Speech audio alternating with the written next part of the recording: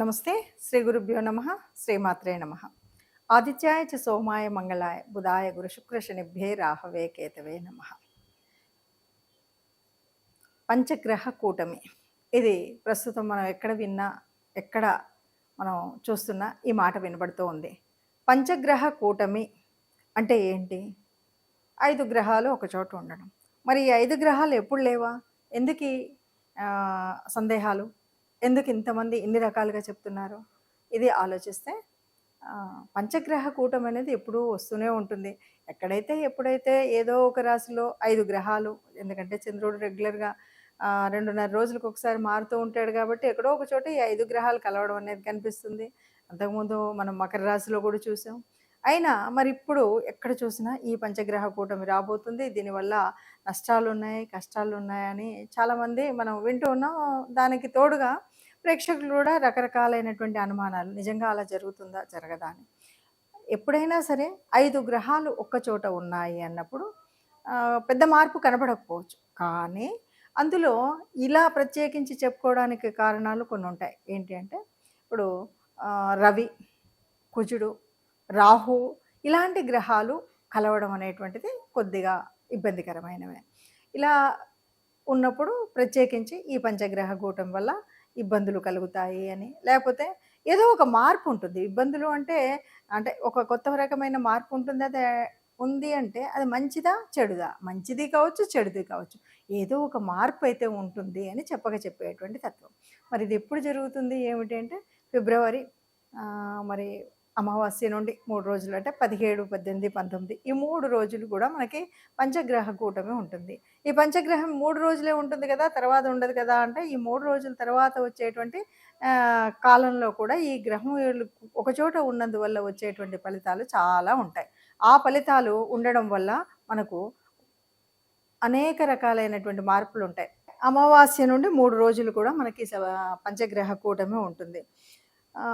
ఈ పంచగ్రహ కూటమి ఒక్కొక్కసారి మనకు కొన్ని రకాలైనవి ఏంటి అంటే ఇందులో ముఖ్యంగా రవి, శనులు వీళ్ళిద్దరు కూడా సమసప్తకాల్లో ఉండడం అనేటువంటిది ఇదొక కొంత మార్పు.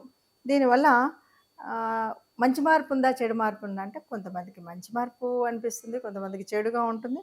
ఇది కూడా ఇప్పుడు జరిగింది ఎట్లాంటిది అంటే వాయుతత్వ రాశిలో జరిగింది.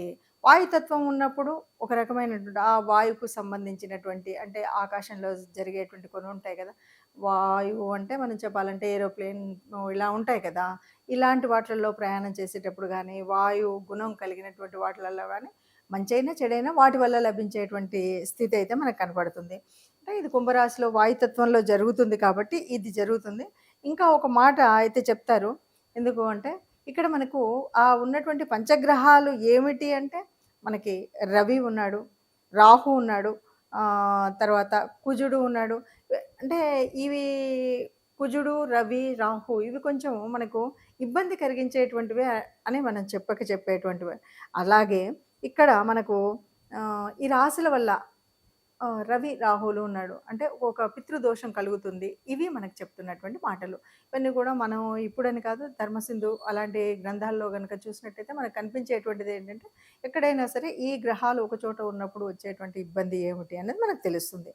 సరే, ఇది ఏది ఏమైనా ఇది ఒకేసారి ఒకే చోట ఒకేలాగా ఉంటుందా? ఇది అన్ని రాశులకు, ద్వాదశ రాశులకు ఒకేలాగా ఉంటుందా అంటే ఇది ఒక్కొక్క రాశికి ఒక్కొక్క లాగా కనిపిస్తుంది. అందులో కొన్ని బాగా మంచిగా అనిపించేవి ఉండొచ్చు, అంటే చాలా బాగుంది ఈ టైంలో మాకు అనేలాగా ఉండొచ్చు. కొంతమందికి యథావిధిగా ఉంది, ఇంతకుముందు ఎలా ఉందో ఇప్పుడు ఇలాగే ఉంది అనిపించవచ్చు. మరికొంతమందికి చాలా కష్టతరంగా, క్లిష్టతరంగా ఉంది అన్నట్టుగా ఉండొచ్చు.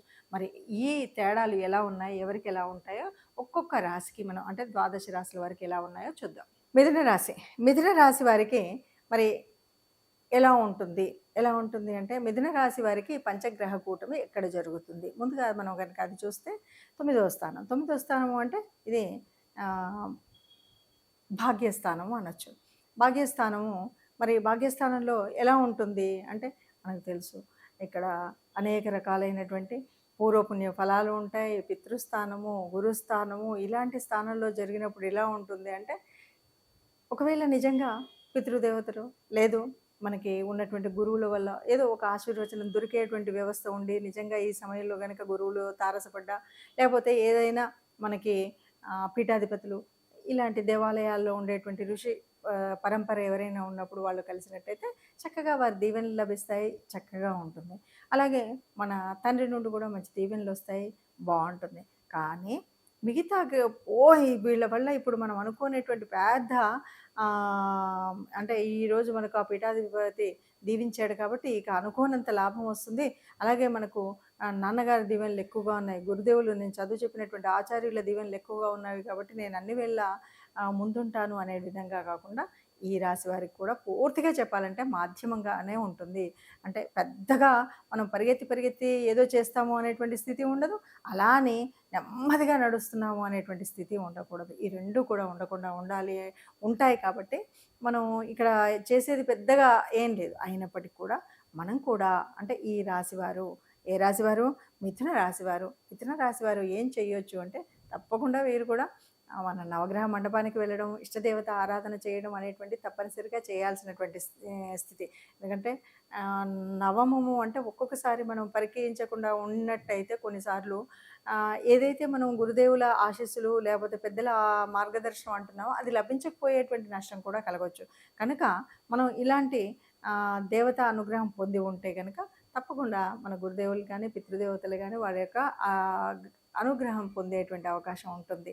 ఆనందంగా ఉండేటువంటి స్థితి ఉంటుంది. మరి ఇలా ఉన్నప్పుడు ఏదైనా కష్టం అనిపిస్తుందా, నష్టం అనిపిస్తుందా అంటే సహజంగానే మనకు జన్మ జాతకంలో ఉన్నటువంటి గ్రహాల తీరు వేరున్నప్పుడు ఒకే చోట ఇలాగా కూటమిగా ఇన్ని గ్రహాలు ఉన్నప్పుడు ఉండేటువంటి తేడా ప్రతి చోట ఉంటుంది. అది జన్మలో ఉందా, సప్తమంలో ఉందా, అష్టమంలో ఉందా, షష్టమంలో ఉన్నదాన్ని బట్టి కొన్ని మార్పులు ఉండొచ్చు. ఇవి ఇలా ఇప్పుడున్నటువంటి గోచార రీత్యా ఇలా కనబడుతున్నప్పటికీ మన జన్మ గోచారంలో జన్మ జాతకంలో చక్కగా ఉన్నట్టయితే ఈ ఇబ్బంది ఏమీ కనిపించకపోవచ్చు.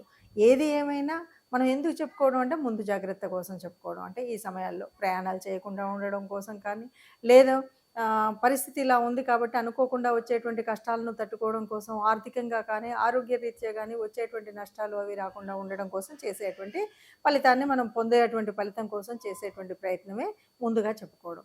సరే, ఇప్పుడు మరి ఏ గ్రహానికైనా, ఏ రాశి వారికైనా ఏదైనా సరే మనకు కొంత ఉపశమనం అయితే ఉండాలి కదా!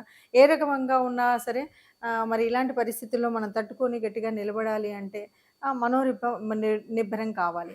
ముఖ్యంగా ఇక్కడ వాయుతత్వ రాశిలో జరుగుతున్నటువంటిది అంటే మనకి ఇక్కడ ఏ రకమైనటువంటి దానికైనా మనం చేయాల్సినటువంటిది ఆరోగ్యరీత్యా తీసుకోవాల్సినటువంటి జాగ్రత్తల్లో చక్కగా అంటే యోగాలో మనం ఏదైతే ఉచ్ఛ్వాస నిశ్వాసాల ద్వారా అంటే గాలిని మనం తీసుకొని వదలడం అనేటువంటిది వాయుతత్వానికి సంబంధించినటువంటిది. దీనివల్ల ఆరోగ్యాన్ని సరిగ్గా నిలుపుకోవడానికి బాగుంటుంది అని చెప్పడం అనమాట. అంటే ఎవరైనా సరే బాగా మీ యోగా ఆసనాలు ఇవి చేసుకున్నట్టయితే చక్కగా ఉంటుంది. ఇంతేనా మరి అంటే మనం శారీరకంగా దీని గురించి చేసుకుంటున్నాం. కానీ గ్రహాలు అనుకూలించలేదు కాబట్టి ఆ దైవానుగ్రహము కావాలి, గ్రహాల యొక్క అనుకూలత కూడా కావాలి కాబట్టి తప్పనిసరిగా ఈ 3 నెలలు ఏ రాశి వారైనా వీలైనప్పుడల్లా మనం నవగ్రహ మండపానికి వెళ్ళడం అనేటువంటిది కనుక చేసినట్టయితే ఇబ్బంది లేకుండా ఉంటుంది. నవగ్రహ మండపానికి వెళ్ళడం, నవగ్రహాల చుట్టూ ప్రదక్షిణ చేయడం, ఇలా చేయడం. అలా కాదు ఈ మధ్య కాలంలో మనకి ఏదైనా పండుగ వచ్చినప్పుడు శివరాత్రి వస్తుంది, లేదు శివరాత్రి దాటిపోయింది, ఈ మాసం అంతా ఉంది అనుకున్నప్పుడు కూడా అంటే ఈ మాసంలో మనం ఎప్పుడైనా ఆరాధించవచ్చు కాబట్టి మనం చేయాల్సింది ఏమిటి అంటే ఏదైనా సరే దానం, ధర్మం.